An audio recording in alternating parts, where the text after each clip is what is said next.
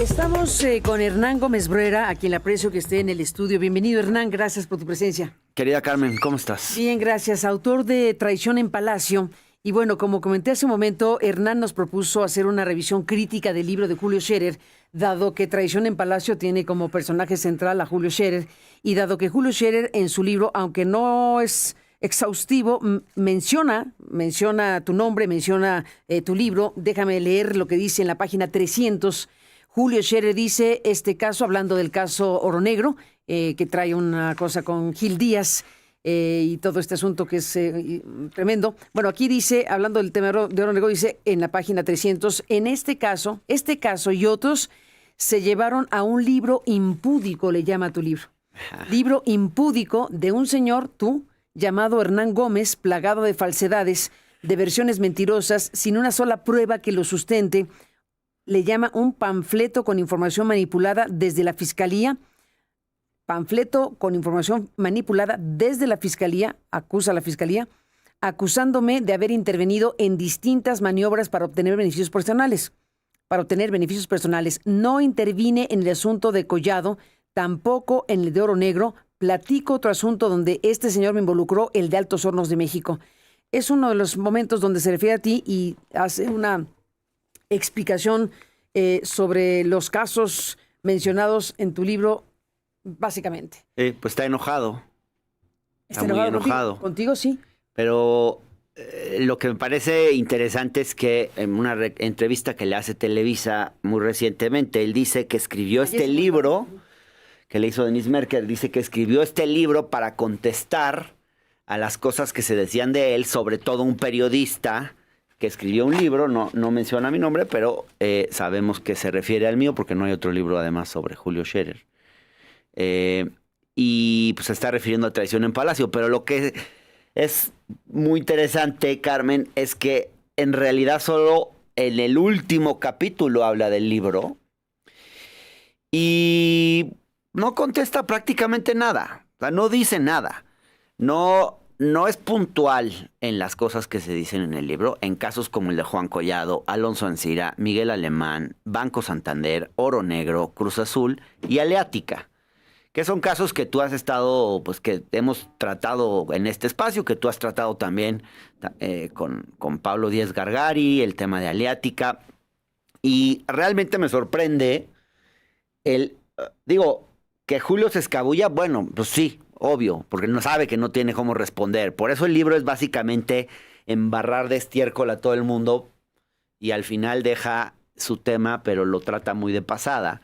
Y me sorprende muchísimo el papel del periodista, Carmen, de Jorge Fernández Menéndez, porque algunos de esos temas, como el de Oro Negro, él los trató en columnas y ni siquiera le hace alguna pregunta incómoda. O sea, Menéndez sabe muchas cosas él mismo y aquí... digamos que su rol como periodista es inexistente. Hace 5 preguntas en un capítulo de 30 páginas. Y luego, bueno, entre otras cosas, por ejemplo, Julio Scherer dice que Traición en Palacio, que por cierto ya salió la edición de bolsillo, es una edición más barata que ya está a la venta.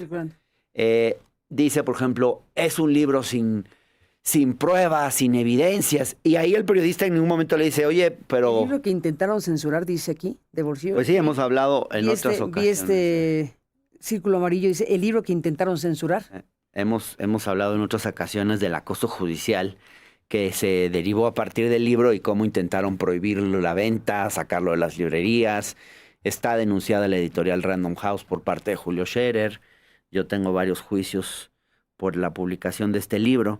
Pero me sorprende que en ningún momento el periodista le diga, oye, pero ¿y qué me dices de las facturas de Cruz Azul que están en el libro? A ver si nos las pueden poner en pantalla. Hernán, los cobros de Guillermo Barradas. Hernán, socio. Documentos que están en la pantalla para que los podamos seguir siguiendo. Socio de Scherer, quien decía que no tenía ningún interés en el caso Cruz Azul, donde Julio dice que la Consejería Jurídica tampoco tuvo ninguna participación. Hay un montón de evidencias de la participación de Julio Scherer en el caso Cruz Azul. Esto también está en el libro y tampoco lo menciona. Es la cotización de Rivera Gagiola.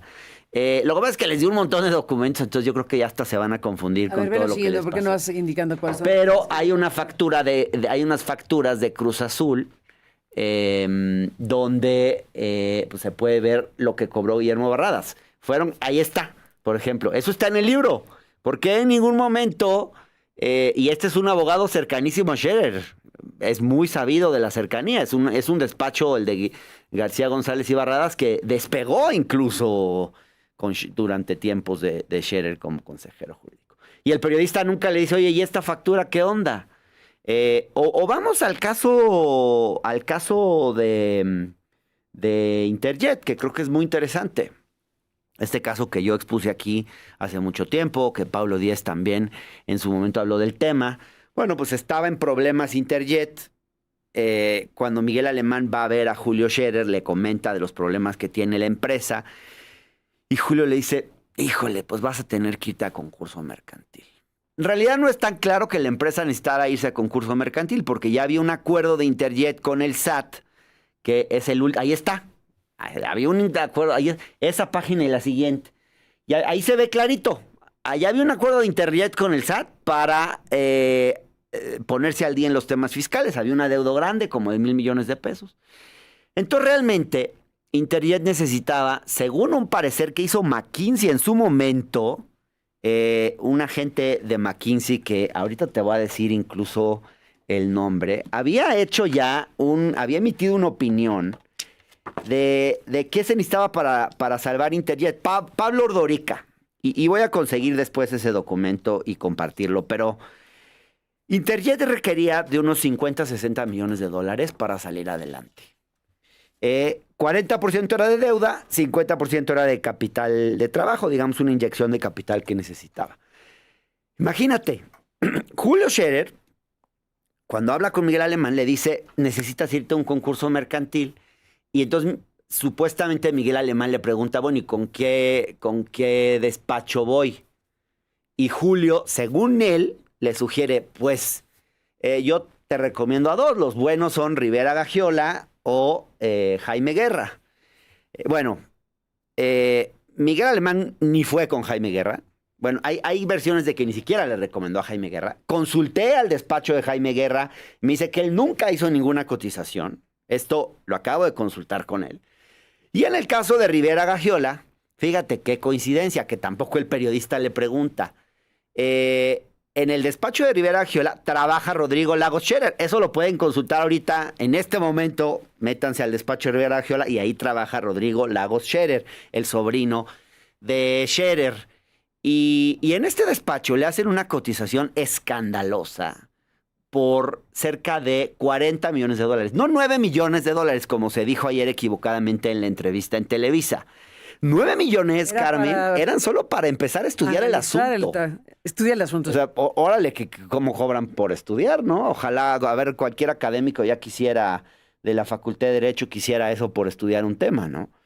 9 millones era solo por estudiar el asunto. Eran 40 en total, ya para todo el proceso. Ahí está la cotización, en la que además aparece en el papel membretado la firma de Rodrigo Lagos Scherer.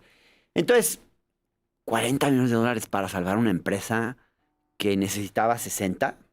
Vamos, obviamente, esto tenía implícito un soborno. Y ahí están esos documentos. Scherer intenta confundir con esa interpretación, lo de que es implícitamente un soborno. Es una interpretación que creo que con un alto margen de probabilidad de que sea verdad. O sea, si no, ¿cómo lo explique? Que explique, si no. Y además el conflicto de interés de que ahí trabaje el sobrino de Scherer. Luego el tema Leática, que lo ha denunciado con mucha persistencia el abogado Pablo Díaz Gargari, donde, bueno, hay una concesión de viaducto bicentenario que se le ha otorgado al Estado de México cuando las concesiones son federales. Entonces, en cuanto llega López Obrador al poder, pues Pablo Díaz se empeña en que se presente una controversia constitucional desde la Consejería Jurídica porque hay una irregularidad legal. Y lo que documenta Pablo muy bien y sus posturas están en este libro de Traición en Palacio, en un capítulo, pues es cómo Scherer frena todo ese proceso y cómo al final, a través del secretario Arganis, le facilitan completamente las cosas a esta empresa Aliática, que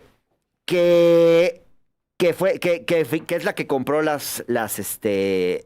todas las concesiones de OHL, Carmen.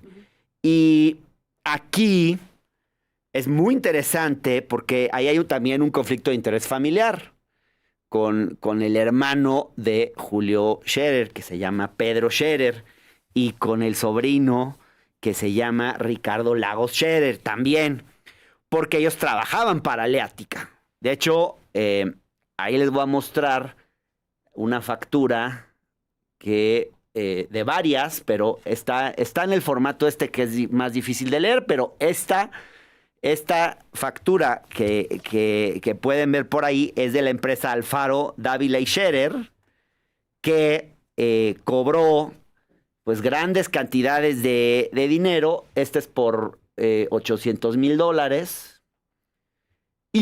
Pero en total hay cobros hasta por 24 millones de pesos, según la información. Esta es la información que me dio Pablo Díez Gargari. Él tiene todas las facturas de lo que cobró. Pero fíjense, y esto se me hace muy interesante, Scherer en su libro, que además es bien interesante porque es un libro en el que se autoincrimina en un montón de ocasiones. Yo creo que el libro en sí mismo da materia para un montón de juicios, denuncias, porque él en el libro revela que conoció ilícitos y no los denunció, cosa que hubiera sido su obligación. Revela intentos de intervenir en la Fiscalía General de la República, en el Poder Judicial.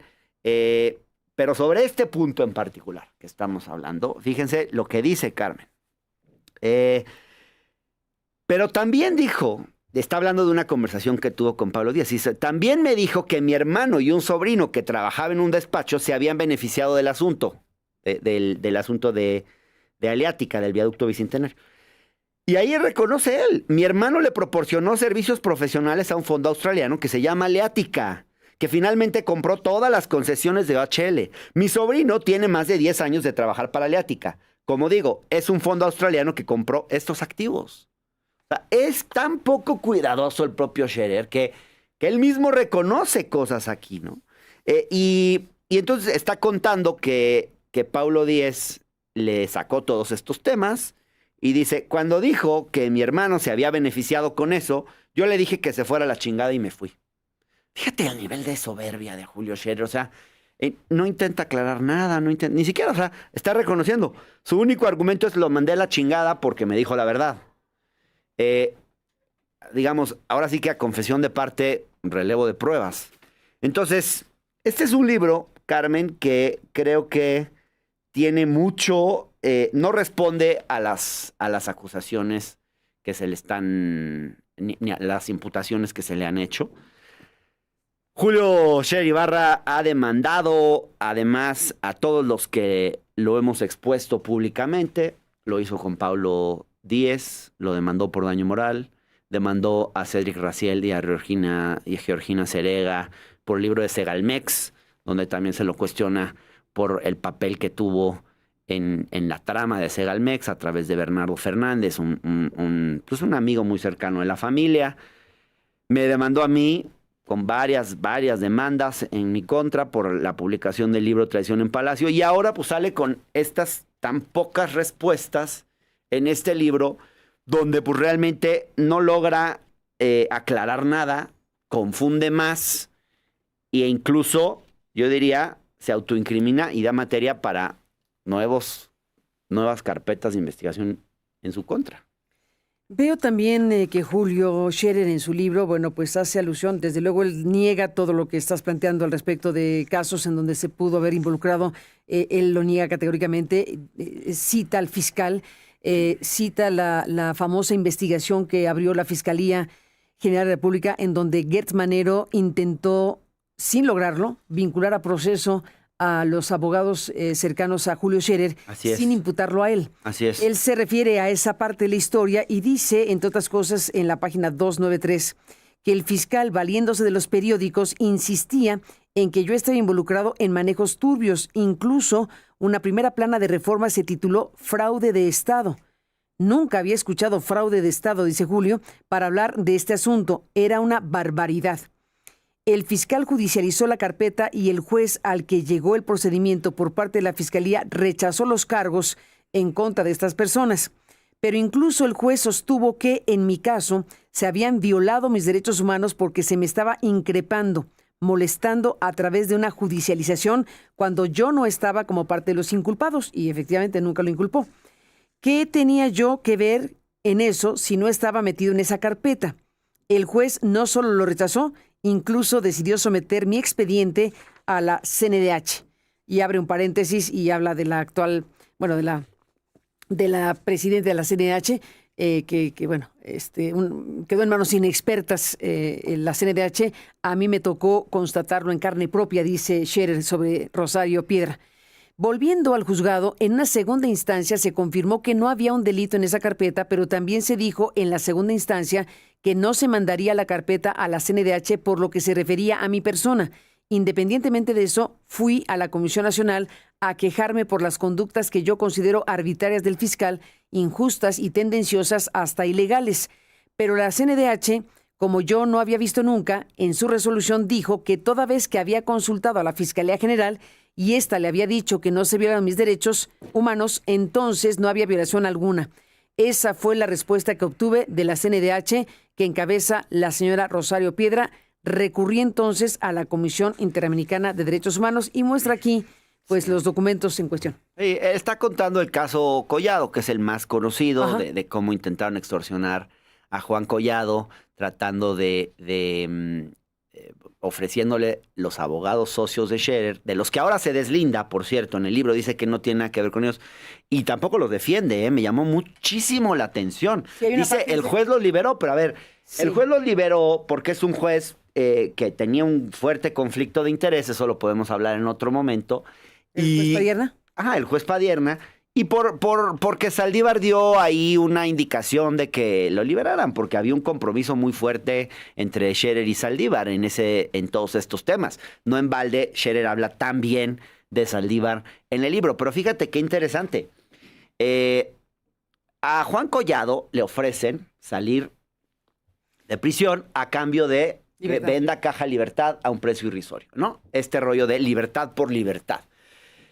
A quien pretendían beneficiar de esa venta era a Julio Villarreal, el dueño de Banco Afirme, el que iba a comprar también Altos Hornos de México. O sea, tanto en el caso de Alonso Ancira como el de Juan Collado, las gestiones de Scherer fueron para beneficiar en las dos, no creo que sea casualidad, a Julio Villarreal, un empresario que había financiado las campañas de Morena. Julio dice que eran préstamos de Banco Afirme. No está muy claro eso, pero en cualquier caso es un empresario con el que había pues ahí una relación de hacía muchos años. En los dos casos se trataba de beneficiar a Julio Villarreal. El periodista en ningún momento le dice, oye, ¿y por qué? Qué casualidad que en el de Juan Collado se trataba de beneficiar a Villarreal y en el de Ancira se trataba de beneficiar a Villarreal. Este caso de Juan Collado, yo creo que pues lo que reveló al final es que el control que había logrado tener Julio Scherer del sistema judicial, aun cuando ya se había ido, y a pesar de que ya no era el consejero jurídico, pues ahí Saldívar es muy probable que metió las manos por él. No hay que olvidar que además de tener esta red de despachos con los que operaba casos, Julio Scherer también tuvo un fuerte control del sistema de justicia. Él aborda este tema en el libro. Déjame leer una partecita si todavía nos da tiempo. Dice, me interpusieron una queja en la que decían que operaba para que asuntos propios salieran en la corte, etcétera, y que Julio Scherer iba a convencer a ministros y a magistrados de los asuntos de su interés. Se les olvidó a estos señores, y dice, la queja era verdaderamente ridícula, que constitucionalmente el trabajo del consejero jurídico es ser la voz del Ejecutivo frente a jueces, magistrados y ministros, porque debía defender con argumentos los asuntos que se planteaban ante la corte. Y luego dice, fíjate qué torpeza, que un lapsus que no lo notaron ni él, ni sus editores, ni nadie. Dice, hay algo que se llama negociación de oídas. No, señor Julio Scherer Ibarra, no se llama negociación de oídas, se llama alegato de oídas. Tú no vas a pero fíjate el lapsus, tú no vas a negociar con un juez o con un magistrado, no vas a negociar. Pero fíjate hasta qué punto lo tenía normalizado que hasta se le sale el término. Y luego dice que era parte de su trabajo hacer todo eso y que esas son las facultades que determina la ley orgánica de la Consejería Jurídica del Ejecutivo Federal. Yo creo que no entendió ni siquiera cuáles eran sus facultades. El problema de Julio Scherer es que, más que haber sido un consejero jurídico, se la pasaba todo el tiempo haciendo negocios. O sea, su oficina en Las Lomas, casi no estaba en Palacio Nacional, era la oficina donde trataba lo mismo asuntos públicos que asuntos privados, que se terminaron confundiendo a tal punto. Y tú cuando ves la entrevista que le hace a Denise Merker y Denise Merker le pregunta, ¿era función del consejero jurídico estar sugiriendo abogados, estarse metiendo en temas de si Interjet, y si iba a la quiebra, y si Cruz Azul, y si no sé qué? Y la respuesta que da Julio Scherer es totalmente confusa, porque creo que ni siquiera entendió bien nunca entendió bien cuál era su rol como consejero jurídico, porque estaba muy ocupado en otras cosas. Pues ahí está el libro de Julio Scherer Ibarra y Jorge Fernández Menéndez, Ni venganza ni perdón, donde eres referido. Y aquí estás, bueno, pues planteando lo que es tu revisión crítica del libro. Y bueno, pues al final, déjame cerrar, ya se nos acabó el tiempo, 1 minuto nos queda. Y vamos al simulacro, por cierto. Vamos al simulacro. Vamos al simulacro a las 11. En 30 segundos, ¿crees que va a pasar algo con esto? Porque efectivamente debería haber materia para investigación del Ministerio Público, de varias cosas. Estoy seguro que hay mucha materia para muchas investigaciones. Lamento que la presidenta diga que no se va a investigar a Julio Scherer. Bueno, que no lo lea porque no vale la pena el libro, pero que no niegue que se haga una investigación porque pues me parece que hay material de sobra para hacer una investigación y creo que sería muy importante que se haga. La verdad, Carmen. Hernán Gómez Burera, gracias por estar aquí y seguiremos hablando de este y otros asuntos. Gracias, Carmen. Y ahí está la segunda edición que acaba de salir de Traición en Palacio en formato de bolsillo, que trae un prólogo además, está actualizado, por si le quieren ahí echar un... ¿Quién es el prólogo? Yo le hice un prólogo contando qué ha pasado desde la publicación del libro. El prólogo es del autor. Hoy, sí. Es un prólogo, es un tercero. Pues en este caso, como casi nadie le quiere entrar al tema o le quería entrar al tema, pues yo escribí el prólogo a la segunda edición, donde narro lo que me ha pasado a mí desde que todo esto ocurrió y abordo pues justamente todo esto del acoso judicial, del que fui objeto y las dificultades que de repente tiene para un periodista pues publicar cosas como estas en México. Gracias, Carmen. A ti, gracias, Hernán. Seguiremos hablando. Con esto nos vamos. Gracias al público que nos ha permitido acompañarle. Pásela bien. Lo esperamos el día de mañana. Si vive en la Ciudad de México, si vive en el Estado de México, está a punto de empezar el primer simulacro de sismo regional en la Ciudad de México y en la entidad mexiquense. Buenos días, un abrazo y hasta mañana.